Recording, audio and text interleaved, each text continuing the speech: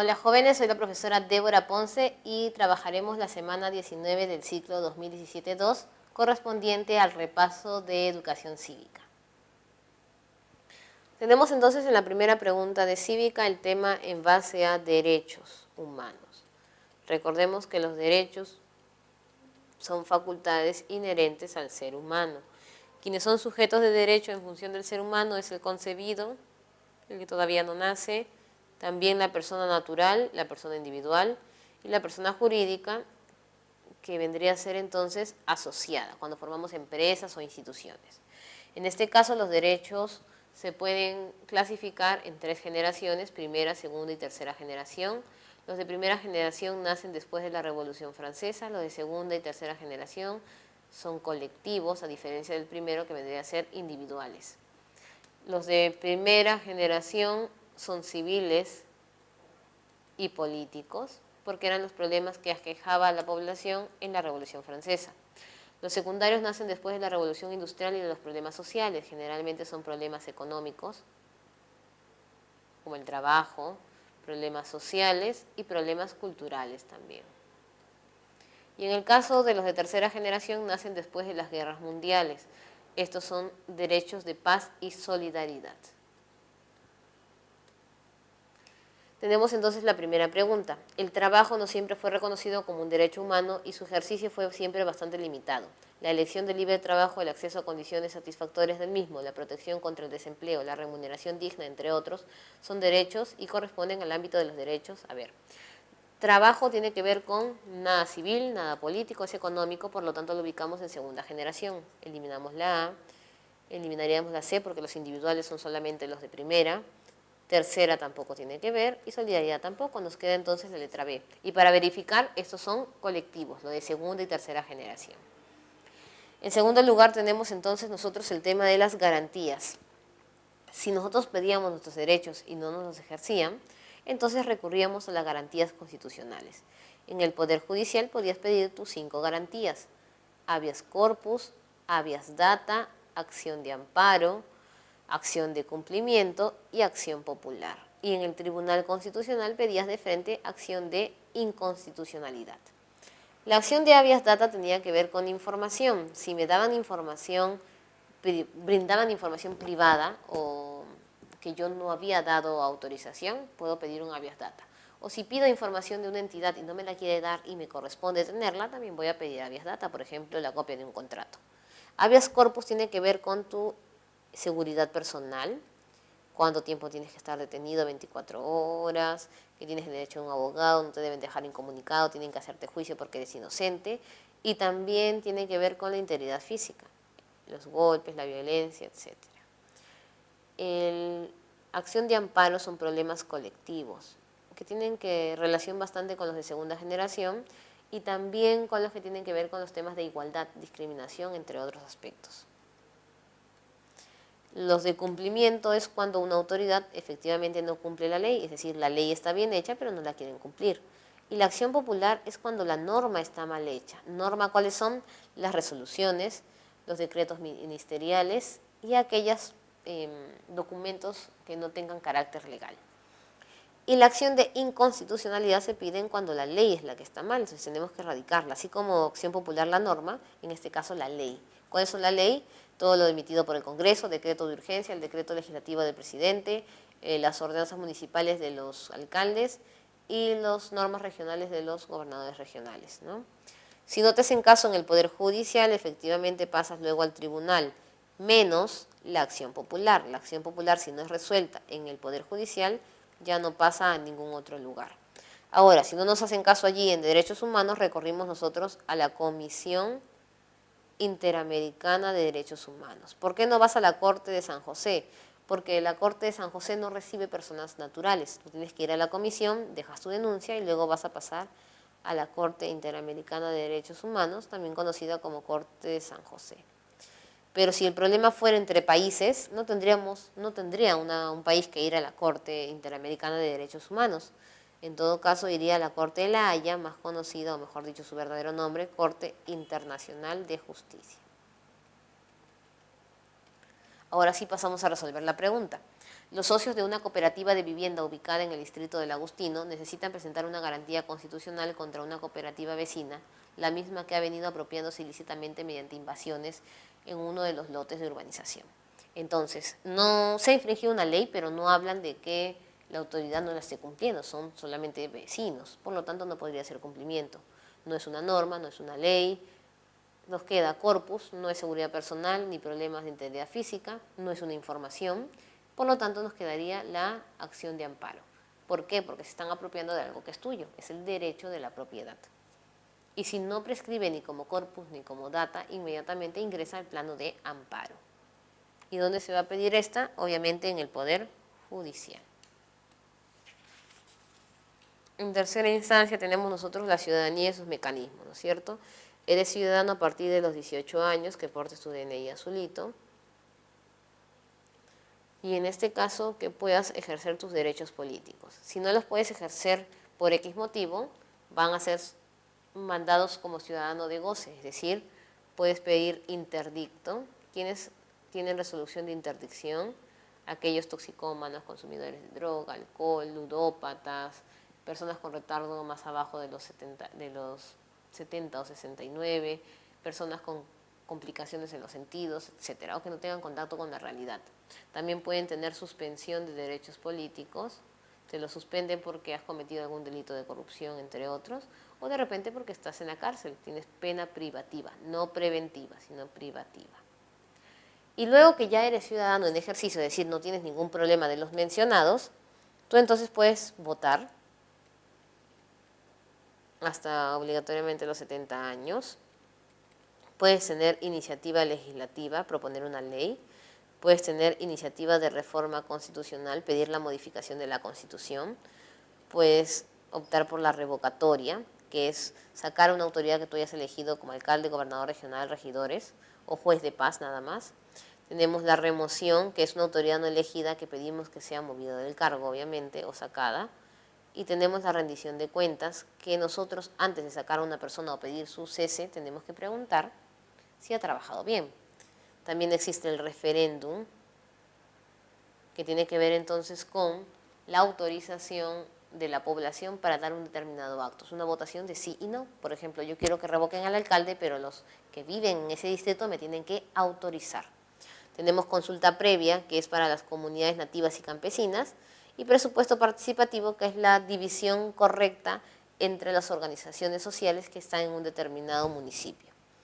En este caso nos hablan de un ciudadano va recolectando firmas para presentarlas al Jurado Nacional de Elecciones como requisitos para reformar parte de la Constitución. Desde que nos dicen reformar la Constitución, entonces es reforma constitucional. Pero al final quienes tienen que autorizar esto, dicen aquí, ¿no? Para ver proponer que los congresistas sean también sometidos a revocatoria. La población tiene que estar de acuerdo con dicho pedido, por lo tanto tendríamos que realizar un referéndum para ver si quieren o no quieren que se modifique la Constitución.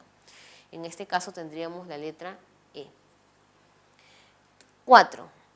Tenemos nosotros los problemas de convivencia. Hay problemas de convivencia como son la discriminación, que es segregar a una persona en base a un principio o factor. Tenemos nosotros la delincuencia, que es infringir la ley, y obviamente tenemos la corrupción. Y la corrupción es cuando una persona abusa de su poder para conseguir algo de manera ilegal o de manera no correcta, ¿no es cierto? Tipos de corrupción, por ejemplo, está el peculado, en el cual haces uso de un bien del Estado o del dinero del Estado en beneficio propio. Por ejemplo, un carro destinado para una obra del Estado lo utilizas para pasear a tu familia. Tenemos el cohecho pasivo, que tiene que ver o se define como coima. Tenemos el tráfico de influencias, que aprovechas el que conoces a alguien para tener algún beneficio. Y tenemos también la colusión, que es cuando beneficias a una determinada empresa para que consiga algo. En este caso nos hablan de las definiciones. Entonces, peculado, cuando el funcionario destina los bienes confiados al servicio público. Si dice al servicio público no hay nada malo, porque no está haciendo uso o beneficio para sí. Coima, una autoridad recibe ganancias del Estado para interceder una ante otra. Esta definición vendría a ser la de tráfico de influencias, no está correcta la definición. Cohecho pasivo cuando se acepta un donativo, está bien, es coima. Colusión cuando se obtiene beneficio por concursos amañados. ¿Para quién? Para empresas. Entonces tendríamos como clave correcta la 3 y 4 que corresponden a la letra C. Tenemos ahora los mecanismos de solución de conflictos. Se dice que hay 3 mecanismos. Negociación, en las cuales conversan 2 partes, nadie se mete y llegan a la solución del problema. Mediación, hay dos implicados, pero hay un tercero que da sugerencias o consejos, no soluciones. Y conciliación, en el cual este tercero se encarga de dar la solución. Esos 3 mecanismos son procesos extrajudiciales y en el caso de la conciliación existen los centros de conciliación, que son personas que se encargan de realizar la solución de las faltas, no necesariamente son jueces, no necesitan un abogado también las personas, es barato, pueden solucionar problemas de alimentos, de contratos y similares. En este caso, sobre la conciliación, marcamos verdadero y falso. ¿Es un proceso judicial para resolver conflictos? No, porque hemos dicho que son procesos extrajudiciales, ¿cierto? Tenemos luego el conciliador, es un juez de paz mixto, no es un juez de paz mixto, y en realidad no necesariamente tiene que ser un juez de paz. Se da el caso del juez de paz como conciliador cuando es un centro poblado, pero cuando estás en un distrito es un juez de paz letrado y hay aparte un conciliador. ¿El conciliador obligatoriamente es un abogado? No. ¿Se puede resolver una compensación económica? Sí, siempre y cuando las 2 partes estén de acuerdo. ¿Y las partes tienen que tener un abogado? Tampoco, no es necesario. Tenemos entonces como respuesta la letra C. O 6, digo. En la Ley General del Amparo del Patrimonio Cultural de la Nación, el representante de una asociación paleontológica del Perú cuestionó que esta ley se considere un fósil como parte integrante del patrimonio cultural. ¿Por qué? Recordemos nosotros que el patrimonio cultural de la nación se divide entonces en 2, material o inmaterial. Inmaterial es danzas, costumbres, recetas, etc. Material es lo que se puede tocar, se puede dividir en 2 maneras, mueble o inmueble, si tiene movimiento o no tiene movimiento. Le podemos decir arqueológico si es incaico o preincaico e histórico si es republicano o colonial. En el caso del fósil, sabemos que es antiguo, pero acuérdense que un fósil es la transformación de restos orgánicos en materias inorgánicas o minerales. Y algunos consideraban que para la inserción de dicha ley debería ser más que todo un patrimonio natural y no cultural. Después, más adelante, se modificó. Por lo tanto, podríamos decir que la clave sería la letra A. No puede ser bien inmueble porque el fósil, si bien está ahí ubicado, se puede mover. No es subacuático porque no mencionan agua ni 100 años. Puede ser trasladado en forma documental. En realidad sí se podría estudiar culturalmente, solamente que la ley no la autorizaba así. Y es parte del patrimonio histórico mueble, si bien es mueble, y la parte histórica viene el problema, porque si es paleontológico debería ser entonces arqueológico y no de tipo histórico. Aunque la salvedad o el problema vendría a ser de que arqueológico es incaico y preincaico, y el paleontológico es mucho más atrás. Muy bien, tenemos entonces el tema de interculturalidad. Recordemos que en el plano de la cultura teníamos nosotros términos. Interculturalidad es la relación entre culturas. Hablamos nosotros de transculturalidad cuando nace una nueva cultura. Hablamos de enajenación cuando nos quieren quitar la cultura. Hablamos de alienación cuando buscamos copiar la cultura de otros. Hablamos de multicultural cuando son varias culturas y pluricultural cuando están registradas. En este caso, hablan de la interculturalidad, que es la interrelación entre diferentes culturas con el ánimo de tener igualdad, integración, convivencia armónica entre ellos. Si fuera lo contrario a la interculturalidad, ¿qué término utilizaríamos? Comunicación nacional no podría ser porque comunicarse es bueno. Reconocimiento étnico, reconocer no es malo, solo que no te mencionan si está más reconocida uno u otra. Empatía cultural es ponernos en el lugar de otra cultura, también es parte de la interculturalidad y nos queda simbiosis o etnocentrismo. Si recordamos, etnocentrismo es centrarnos solamente en una cultura, por lo tanto ya no habría diversidad. Y simbiosis, al contrario, es unificar y crear algo nuevo. Por lo tanto, el término contrario sería etnocentrismo cultural. Ahora, en el caso de las diversas costumbres y tradiciones, recordemos nosotros que hay términos que se relacionan con el término cultura también. Identidad nacional, que era conocer.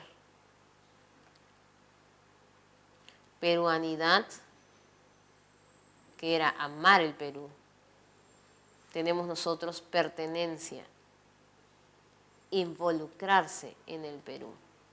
Teníamos nosotros también tradición, que son las festividades que se marcan año a año y no tienen mucho cambio, ¿no es cierto?, de generación en generación. Y costumbres son algunas prácticas que se dan en dichas festividades o usos que pueden cambiar en algunos lugares. En este caso te mencionan que las costumbres y tradiciones comunes en las diferentes regiones del país demuestran que el sentido de pertenencia varía al recibir influencias a través del proceso histórico. Debido a que te hablan de variedad, podríamos deducir entonces que la cultura peruana es dinámica. Letra E. 9. Hablamos entonces ahora de la nacionalidad y del Estado peruano, ¿no es cierto? En el caso de la nacionalidad en el Perú, la nacionalidad se puede obtener de varias maneras. Por nacimiento, por opción, en el caso de opción es matrimonio, padres peruanos o hijos que no tenemos la ubicación exacta, por ejemplo, huérfanos de algunos otros países que ya están en el Perú. Y también por naturalización, en este caso son los residentes que optan por tener la nacionalidad por honor, entre otros. En este caso, tú sabes que la nacionalidad no la puedes perder a menos que decidas renunciar a ella de manera expresa. En este caso nos dicen que Lucía reside más de 10 años en Colombia y desea naturalizarse en dicho país, pero le piden que tiene que perder su nacionalidad. En este caso se acerca al consulado peruano de Bogotá para realizar los trámites y le dicen que perdería su nacionalidad si obtiene la nacionalidad colombiana. ¿Podría ser eso posible? No, porque el Perú permite tener varias nacionalidades. En este caso entonces tendríamos como respuesta la letra D, no, porque en nuestro país solo se pierde salvo renuncia expresa. Ahora pasamos a ver los poderes del Estado. En este caso tenemos nosotros el poder legislativo que recae en el Congreso. Nuestro Congreso es unicameral, todos los congresistas están con la misma función, son 130 congresistas. Y lo característico de ellos es que gozan de inmunidad, no pueden ser procesados a menos que el mismo Congreso o la Comisión Permanente levante la inmunidad, que obviamente tienen que dar el visto todo el Pleno. También tenemos nosotros que no están sujetos a mandato imperativo, nadie les va a decir ni ordenar por qué votar o qué decisiones tomar. Y no están sujetos a interpelación, es decir, nadie los puede interrogar. Pero sin embargo ellos tienen funciones legislativas, que significan hacer leyes, tienen funciones de control político en las cuales ellos pueden interpelar a quienes, a los ministros, y tienen funciones especiales en las cuales eligen, designan o suspenden a representantes de los órganos constitucionales autónomos. En este caso, también sabemos que el congresista no puede renunciar, el congresista no puede ser dejado del cargo más que suspendido por 120 días de legislatura, a menos que el Poder Judicial haya encontrado un delito grave en el cual pida la prisión de dicho personaje. La Corte Suprema de Justicia, teniendo en cuenta los resultados de la investigación realizada por la Fiscalía, un congresista involucrado en el lavado de activos debe iniciar con el enjuiciamiento respectivo, para lo cual requiere que el Pleno del Congreso de la República solicite la renuncia, no puede renunciar, pida interpelación, no puede ser interpelado, suspenda al congresista por 1 año, solamente pueden ser suspendidos por 120 días de legislatura, vaque al parlamentario, no se le puede vacar, por lo tanto se le levante la inmunidad para que pueda empezar a ser procesado judicialmente. Tenemos luego el Poder Ejecutivo. En el caso del Poder Ejecutivo tenemos nosotros al Presidente de la República y el Consejo de Ministros. El Presidente de la República entonces sí puede ser vacado, a diferencia de los congresistas. ¿En qué causas? Cuando muere, obviamente no va a gobernar el muerto. Tenemos también cuando tiene una incapacidad física y moral que no le permita gobernar. Cuando no pide permiso para el viaje, o cuando no regresa en el tiempo dado. ¿Quién le va a dar el permiso? Es el Congreso. También cuando no convoca elecciones, que puede ser hasta procesado judicialmente, o cuando interviene en algunos organismos u ocas electorales. El Consejo de Ministros está conformado entonces por los ministros de cartera, en el cual el jefe es el presidente del Consejo de Ministros. Este presidente del Consejo de Ministros es el segundo portavoz del Poder Ejecutivo, que él se encarga de dar la cara frente a los problemas cuando el presidente no está. no puede hablar el vicepresidente. Si el presidente fuera vacado, ingresaría el primer vicepresidente, segundo vicepresidente, si no estuviese, y luego el presidente del Congreso. El Consejo de Ministros no ingresa como presidente. Sin embargo, hay algo curioso. Los ministros son personas que también pueden tener otros cargos. Por ejemplo, pueden ser miembros de las Fuerzas Armadas, como el ministro de Defensa, de la Policía Nacional, como el del Interior, o también los congresistas. El cargo de congresista es incompatible con otro, pero sin embargo, el congresista puede ser a su vez vicepresidente porque ha postulado para dos de dichos cargos, o también puede ser ministro. Hasta podría ser el presidente del Consejo de Ministros, como en la actualidad. La actual presidenta del Consejo de Ministros, que también es segunda vicepresidenta de la República, ocupa el cargo de congresista. ¿Este hecho es constitucional? Sí, ¿por qué razón? En este caso, porque el mandato de congresista es compatible con el ejercicio de ministro. Tenemos nosotros aquí, entonces, el tema del Poder Judicial. En el caso del Poder Judicial, vamos a tener nosotros una pirámide. Recordaremos cómo funcionaba esta pirámide, la dividíamos en dos: faltas y delitos. Para faltas tienes el juez de paz elegido por el pueblo y se encuentra en centros poblados. El juez de paz letrado que resuelve los casos de conciliación, primero han pasado por conciliación y luego van a ir a juicio, en el caso de los distritos administrativos. Y cuando es un delito pasa de frente al juez especializado o mixto que se encarga o se encuentra en las provincias. Si tenemos que apelar, apelamos a la Corte Superior, que se divide en salas y se encuentra en los distritos judiciales. No confundir judicial con distrito administrativo. Y en última instancia tenemos nosotros las Cortes Supremas, que se encuentran en el ámbito nacional. Y acá nos mencionan en la pregunta: con gran expectativa de la población y autoridades de los distritos de la zona, este de la capital, zona este de la capital, hablan de distritos en general. Podría ser entonces una provincia o podría ser un distrito judicial. Se puso en funcionamiento la Corte Superior. Corte Superior son salas. Este es el objetivo de descentralizar y acercar al servicio de impartición de justicia. ¿Cuál es el ámbito que administrará la Corte Superior? Entonces es un distrito judicial porque es creado exclusivamente para la Corte Superior. Tenemos la pregunta 13 en relación a los órganos constitucionales autónomos. Recordaremos que las OCAs podían dividirse en económicas, jurídicas y electorales.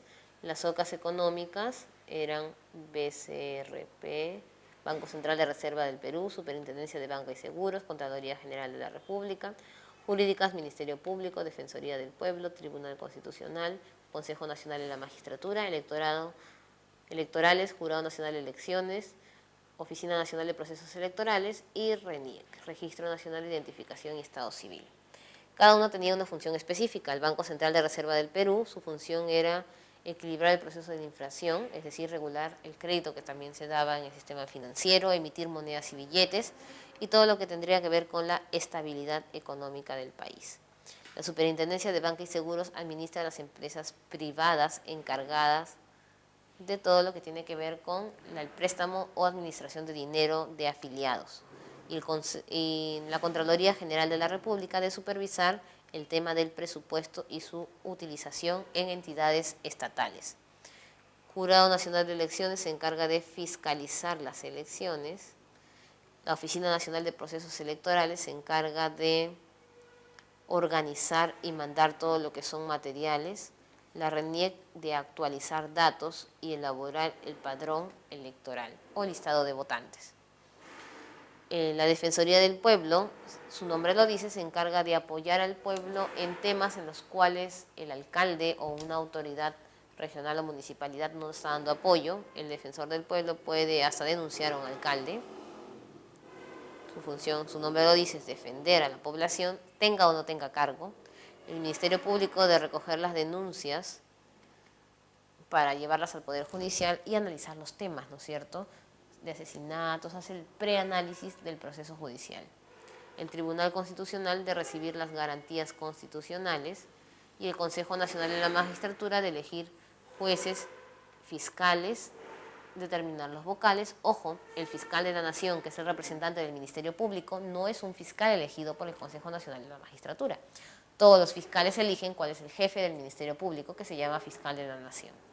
Sin olvidar que el Consejo Nacional de la Magistratura también elige al jefe de la RENIEC y el jefe de la OMPE. Ahora, nos dan preguntas sobre las OCAs económicas. La Contraloría General fiscaliza la ejecución del presupuesto de las regiones. Contraloría y habla de presupuesto, entonces sería una clave verdadera.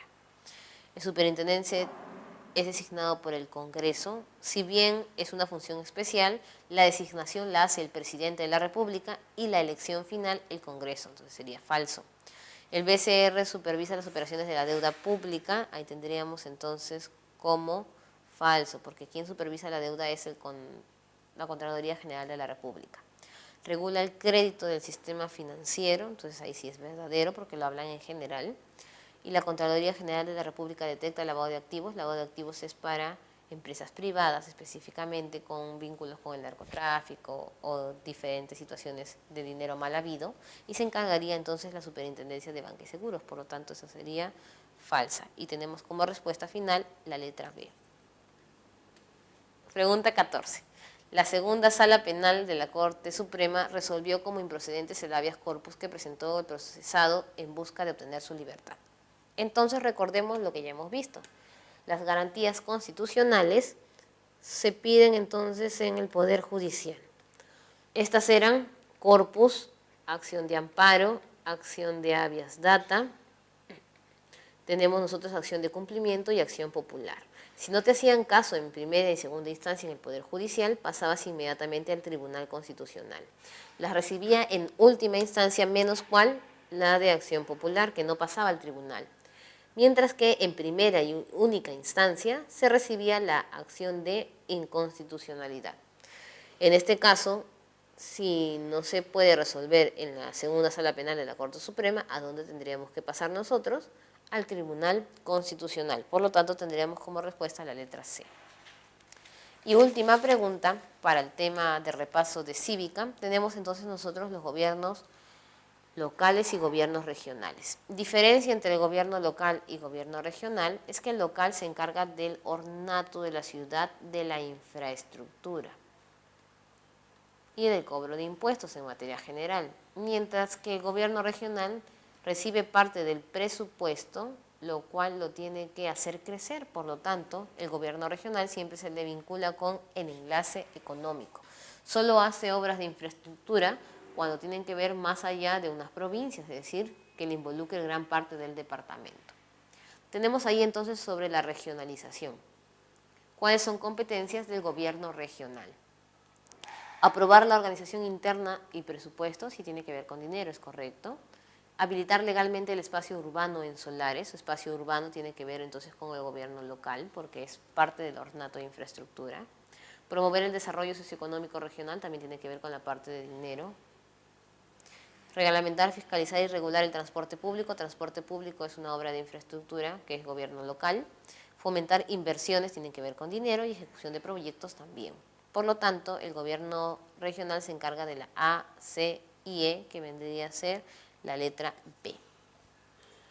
Bueno chicos, hemos culminado todo el curso de Educación Cívica. Lo importante que hemos visto en este curso no solamente son temas que nos sirven para postular un examen de admisión, sino temas que nos permiten entender la realidad nacional. Se les invita a seguir estudiando para lograr sus metas tanto en la universidad como en todo su plano personal. Nos vemos.